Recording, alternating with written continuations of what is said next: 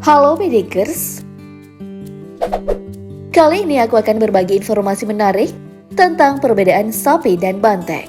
Dalam kehidupan sehari-hari, kamu mungkin sering berjumpa dengan kedua hewan ini. Sebenarnya, kita dapat membedakan mereka hanya dengan sekali lihat saja. Namun, kalau ditanya secara rinci, mungkin untuk menjelaskan hal ini akan membuat kamu terperanjat. Jadi bagaimana sih perbedaan antara sapi dan banteng? Mari kita bongkar.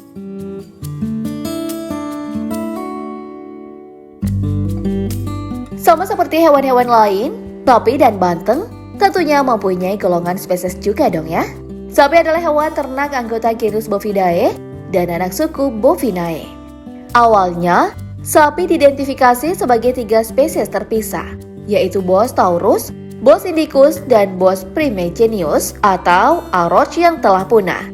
Seiring berjalannya waktu, ilmuwan mengalami perbedaan pendapat. Mereka menganggap Bos taurus dan Bos indicus yang merupakan sapi domestik yang ada saat ini satu subspesies dalam spesies yang sama.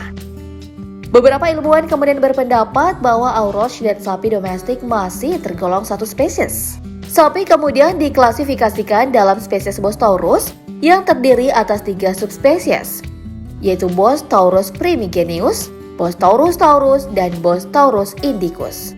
Sedangkan banteng yang mempunyai nama ilmiah Bos javanicus memiliki 4 spesies yang tersebar di berbagai benua, seperti Bos mutus, Bos soveli, Bos primigenius, serta Bos gaurus.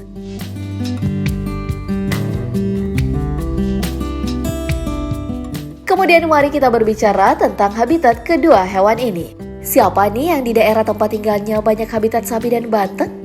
Banteng sendiri dapat ditemukan di berbagai habitat, termasuk hutan, lahan pertanian, serta daerah rerumputan. Tapi kamu tahu nggak sih, kalau tempat yang paling disukai banteng itu adalah padang rumput yang luas? Tempat ini digunakan oleh si banteng sebagai pusat aktivitas dalam memenuhi kebutuhan pakan, serta tempat berinteraksi dengan banteng lainnya.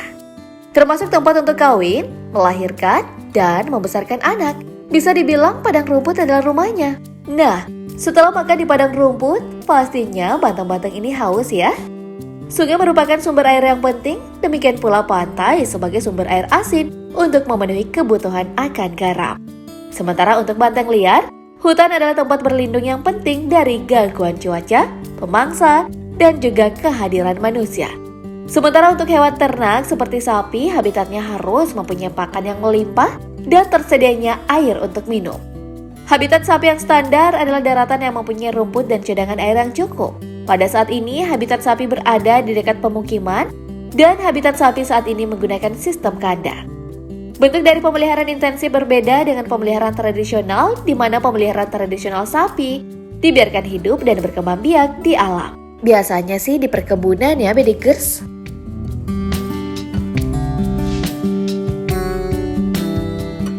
Ngomongin tentang sapi dan banteng, pasti ada nih yang belum bisa membedakan bentuk fisik dari kedua mamalia ini. Sapi merupakan mamalia berkaki 4 dengan telapak kaki yang terbelah 2. Kebanyakan sapi di dunia memiliki tanduk, tapi ada juga kok sapi yang gak punya tanduk karena proses seleksi genetika.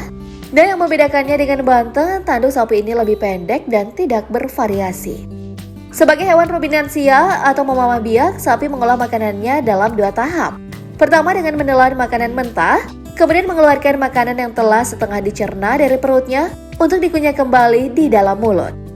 Jadi, kamu jangan heran ya, kalau lihat sapi itu kerjanya ngunyah mulu. Ini bukan karena sapi makannya banyak, tapi karena makannya 2 kali kunyah. Proses pengunyahan seperti ini biasa disebut ruminasi ya, Bedikers. Sapi memiliki kelenjar susu yang lebih besar daripada banteng, dan memiliki corak warna yang lebih beragam. Mulai dari abu-abu, coklat muda, coklat pekat, hitam, dan bahkan ada yang bercorak seperti hitam putih. Sapi jantan dewasa dapat memiliki berat hingga 1.800 kg, sedangkan betina 1.100 kg. Sementara ukuran panjang sapi berbeda-beda tergantung jenisnya, berkisar antara 110 cm hingga 127 cm. Sedangkan banteng merupakan jenis mamalia yang bertubuh besar, tegap, dan kuat dengan bahu bagian depan lebih tinggi dari bagian belakang. Pada bagian tengah dada terdapat gelambir yang memanjang dari pangkal kaki depan hingga bagian leher, tapi tidak mencapai daerah kerongkongan. Keanekaragaman banteng dapat dilihat dari ciri-ciri fisik yang dapat diamati secara langsung, seperti tinggi badan, bobot badan, panjang badan, lingkar dada, warna tubuh, dan perkembangan tanduk.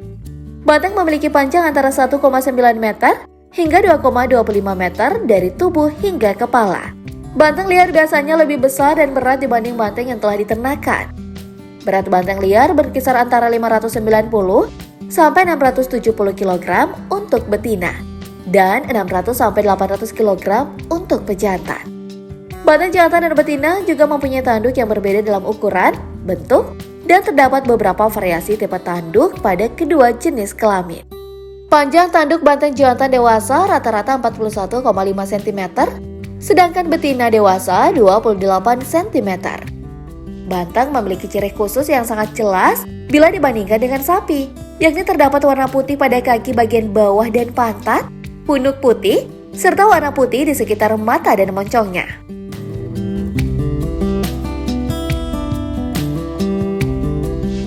Nah, biar kamu lebih dekat dengan hewan-hewan ini, yuk kita simak tentang sejarahnya. Sapi adalah hewan ternak terpenting dari jenis-jenis hewan ternak yang dipelihara manusia sebagai sumber daging, susu, tenaga kerja, dan kebutuhan manusia lainnya.